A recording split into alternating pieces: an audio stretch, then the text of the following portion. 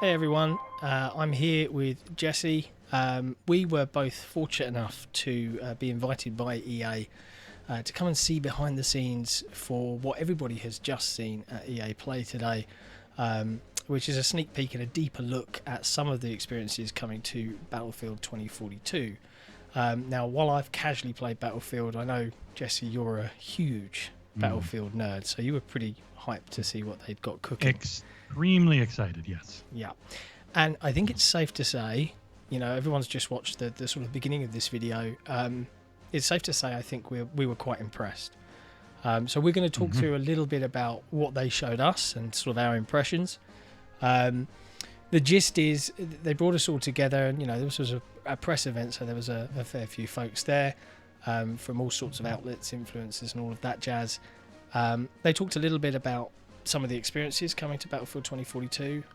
The first being All-Out Warfare, which is, correct me if I'm wrong here, Jesse, the big event and the big tornado-filled craziness that we saw at E3. Yeah, it's like the big Conquest and Rush and Team Deathmatch, like the classic this is Battlefield stuff. Yeah, but obviously with that modern 2042 sheen. But then they talked a little bit about Hazard Zone, and whilst they didn't give us much new information that we don't already know there, that's for another day.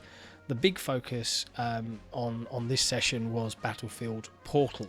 Now this is where it gets crazy, right? As you've probably all seen on EA Play, and obviously we've summarised it at the beginning of this video before we've gone into this sort of deep dive impression piece.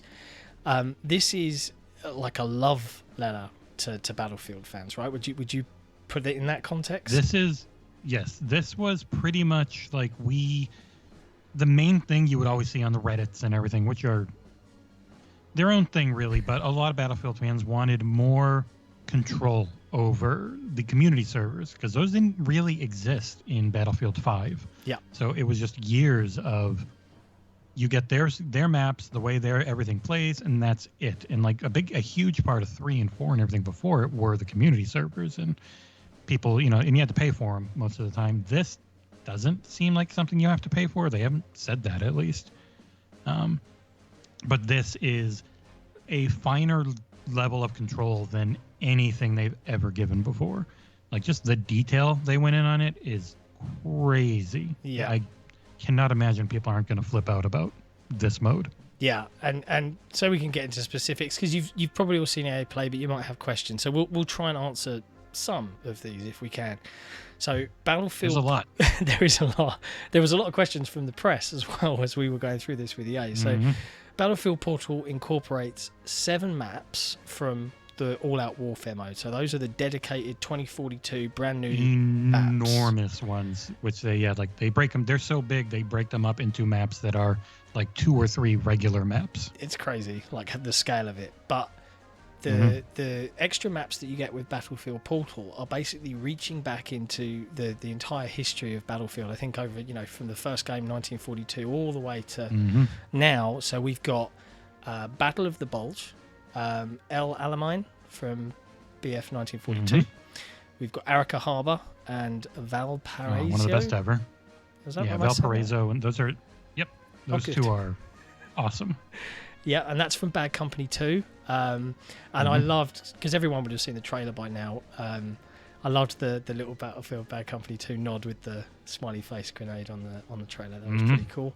And then we've got Caspian Border, and I can never pronounce this one, so I'm going to ask you to keep me honest here. I'm going to give it a good, honest try. Nosha Canals? Sounds right. Okay. But from Battlefield 3. So, you know, lots of fan favourite maps. Players who play BF 2042 on Xbox Series X, S and PS5 will get the 128 player experience. If you're stuck on... And PC. And PC, yeah. And if you're stuck on last gen, you're up to 64. But it includes everything from the era of those games. So Battlefield 42, you'll have like your M1 Garands and all of that, you know, World War II era stuff, and then you'll have all the weapons and equipment from Battlefield 3. And it was like 40 plus weapons, 40 plus vehicles, 30 plus gadgets. It was just, it's a crazy amount of stuff. Yeah. And all the classic factions are returning. So you'll be able to mix and match. And this is where it gets crazy. And I think this is where we were kind of like jaws on the floor, is it's mixing. So you could choose to pit a troop of German soldiers from Battlefield 1942 against a bunch of modern soldiers from Battlefield 3, with the relevant equipment in play and everything else. So it's a huge amount of customizability, and it's a little bit mind-boggling. And I think a lot of the questions that came from the press was, some of that deep dive into how do you build this stuff, how does it get balanced, how does it get monitored. So we'll try and touch on some of those topics. And I think, and keep me honest here, Jesse, we had official experiences and community experiences, right? That's how EA kind of separated them out. So do you want to... Yeah, their stuff and the community stuff, and then they'll have their curated list of community stuff. And those are like the 3 hoppers, essentially, for the mode. Yeah. So if we think about it, you're going to have the stuff that's been built by DICE and put together, their favourite, perhaps some of the stuff they've been playing during development. But then as the community get a hold of this, they might come up with something completely bonkers that becomes really popular, and they'll be able to float that up to the top of your favourite list, and then you'll be able to pick it up and play it. But the real question is, how do you build all of this stuff? Right, and this is where it gets arguably a little complex. There's a mix though. Like they do have we just make most of it, and you can tweak little things, and then they have the full-on crazy like Boolean coding. Yeah, it's deep. Nuts. I guess from an impressions point of view, my bread and butter in terms of making stuff in FPS games is obviously, my closest reference would probably be Halo's Forge mode. I kind of, and to get this out of the way, this is not a terrain editor. You're not going to be making this giant, battlefield map individually placing lots of little items. This is... Yeah, the only thing you could do was they made like sections of maps, and so you could choose a section instead of having the whole thing. Yeah. And you could shrink it down to be arena sized or something like that. Mm-hmm. But what it reminded me of was more like tweaking settings in the custom options in Halo. Like, I'm going to give 100%, 150% damage on the BR, and headshots cause extra damage, or body shots cause extra damage. You heal when you shoot someone was one thing they showed. Yeah.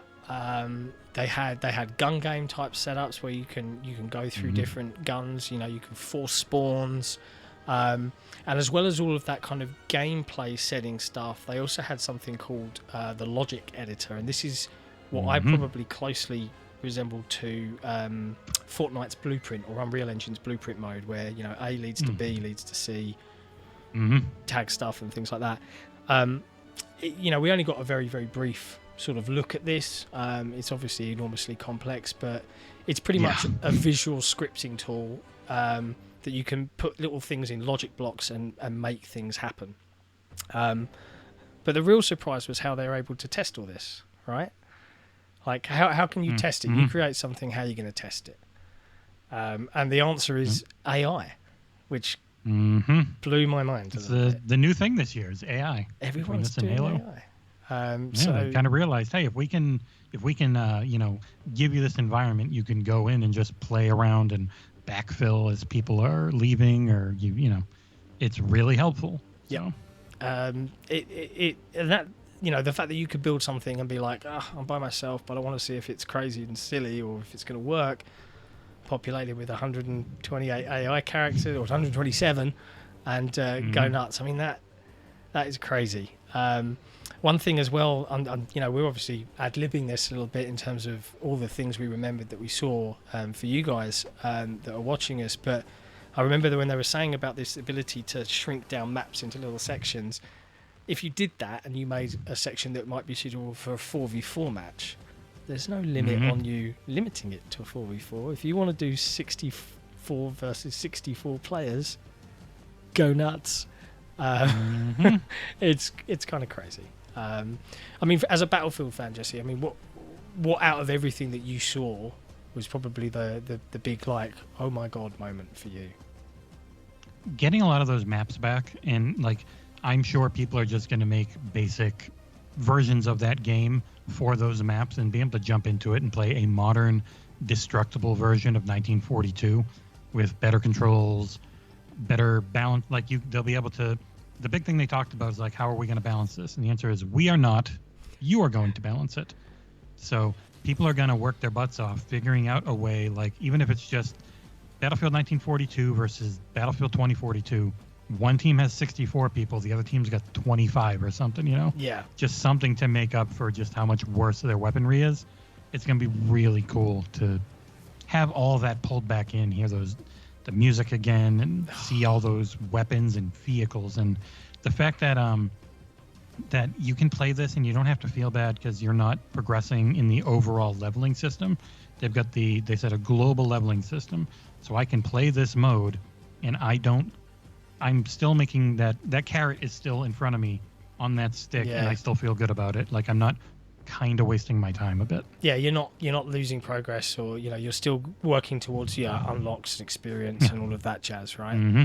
I'm trying to remember some of the factoids that they provided us. So one of the questions I think we asked and a bunch of the journalists asked was around the complexity of the level editor, because when we saw it on screen, it looked fairly daunting, right? Like, the good news is they plan on releasing some great tutorials, be it video, written, like a Wikipedia type thing, that resource that you can access and use that to sort of educate yourself and kind of get to grips with it.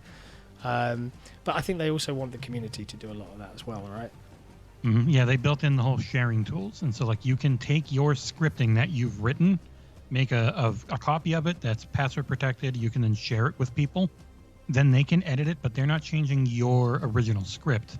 They're just making their own version of it, and then they can share it back and stuff. And like, if you want to make something and you don't want someone to just take it and then make their own thing with a little tiny twist, they can't just take it from you. You have to share it, but your thing still stays there. It's a very smart way of going about it. Yeah, for sure. And I'm now remembering there was a little squeal of excitement from you when we were watching this, when they confirmed that the 1942 maps that have been remade for this also have destruction built into them, where they never did in the original BF 1942. Because they're not just like prettied up, they remade everything to fit with the modern engine and everything you expect from it. I also, think the other part was the Battlefield 3 Levolution stuff is there for those two maps. Yes. Which is that giant radio tower falling down in the Caspian border map that they showed. Yeah, I loved that when it used to happen in Battlefield. I've really got an urge to play Battlefield 3 now, because that was my personal favourite, the 360 era. I think as well they said about Battle of the Bulge in particular was, one of the questions I think someone asked was, hey, that map was never designed for 128 players, right? Is that going to feel unbalanced? And they actually said that they've got a cool system where you can lower the tide in that map, so that it unlocks more terrain for people to make their way across, which is so people can actually fit. Very, very clever. This one really feels like the one they have just been working on nonstop. Like 5 always felt like a bit of a stopgap. But it played really well, and the maps were very good. But the overall, everything around it doesn't feel anything. This feels like they have just gone crazy, focusing entirely on the multiplayer.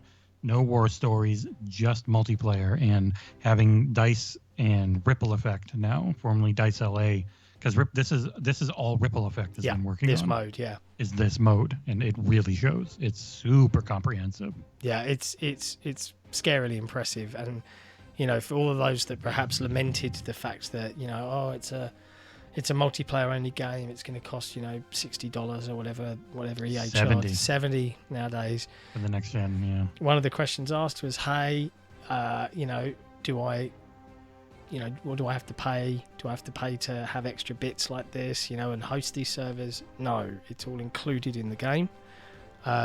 You can even build maps if you don't own the game. You can do it all via the web browser. And when I say build maps, I don't mean terrain. I'm just making sure that that's clear.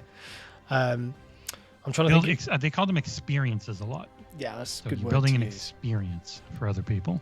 See, also they constantly said that this is the start of a journey. So you can expect different maps potentially coming in. They talked about the possibility of level editors as something they would look at based on feedback. A very non-committal. We'll think about it. It's probably a ridiculous amount of work, though. Yeah, I can imagine. Because then everyone has to download that version of the map, or at least like something that changes it around. I imagine it's extremely complicated. So this was what they wanted to get out at launch. Yeah, I imagine if a terrain editor, like something like that, would ever come, I think it would probably be limited to PC and for people with modding experience. If I was to guess, I don't know. Yeah. Because it's not as simple as people would like it to be. No. As much as Far Cry map editors and Forge make it look potentially simple, it just isn't, especially for a game like Battlefield where there's so much going on. I'm trying to think of any other interesting bits that they told us about. I think you can take the 2042 specialists from All Out Warfare, that mode. You can actually pit them against all the other classes as well, so they're not just locked out. Yep. It's all available. Yeah, and you'll get, and like a big thing with that will be your cosmetics for that, so that'll be a cool thing to bring in. Yeah. And also the way it is you have one faction from one game pitted against one faction from another game. It can be the same game, but you can't mix factions into like one side. So it can't be Battlefield 3 in 2042 versus 1942 in Battlefield 3. Yeah. You just get that one side going against another side. Yeah, I think they were quite specific. Like when you select the era of Battlefield that you're choosing to give to a team, you can select vehicles from that era. And you can do all sorts of things within that bubble. Like you can just have choppers or just have tanks. You can have the call-in system. It's present in all of these modes. So the call-in system from 2042, I want this here. No more camping at the airfield for the jet. You can just do that. But it's not a case of you can mix and match eras within one team, right? There was one difference, which was when you can force any gun or gadget on people in the logic editor. So in gun game, you can have like all 40 plus guns or whatever, or 40 plus 2042 is probably a very large variant. So you can go through all of that stuff at that level, but you just can't that was about it for mixing and matching that they talked about. Yeah. So all in all, super exciting. They've been very clear that this is, launch is just the beginning. This is a journey. All of the usual caveats you hear from people that are trying to do something ambitious, and frankly this is pretty ambitious. I think the whole everybody on the chat, especially a lot of the Battlefield influencers, and we saw some recognizable names, Westy. There's lots of excitement, all right? And people were almost like, this can't be real. So if you're a big Battlefield fan, I think you are going to be really, really happy. And the biggest there were a lot of press people, and there were a lot of you see it from the influencers and stuff more in the streamers, but there were a lot of press people that were genuinely flipping out in that chat because they were so excited. Yeah, and they did end on one little tidbit, which is when can you play it before launch? And the gist of that is there will be an open beta in September. For players across platforms to get their hands on the game. If you pre-order it, you do get early access to that beta, but it is an open beta, okay? So if you want to play... it will open up eventually. They're normally 5 days to a week, so we'll have to see on this one. Yeah, but I guess, like all things pandemic developed, everybody's going to want to make sure all their T's are crossed and their I's are dotted, otherwise, hell on launch day. But then it's an online game. It's always occasionally difficult on launch day.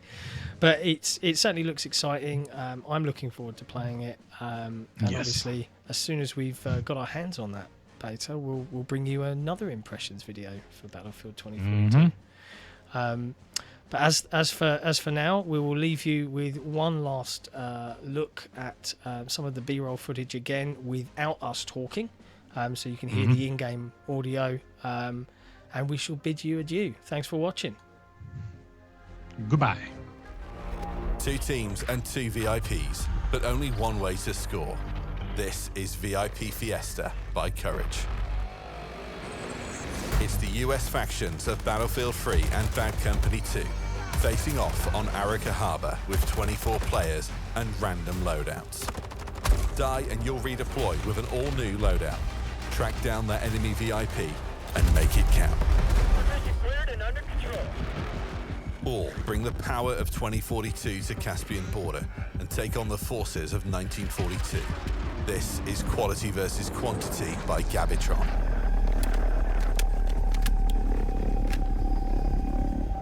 A small squad from 2042 are taking on 32 players from 1942. The future's got the hardware, but the past's got the numbers. Destroy those MCOMs. But do it before your tickets are up. You're not getting them back unless you clear the sector. Not enough memes? Fine. Set up on Orbital for the fight of your lives with Robot Man by Redacted. 20 duck-sized EOD bots, 1 horse-sized T-91. Settle your battlefield debates on who wins what.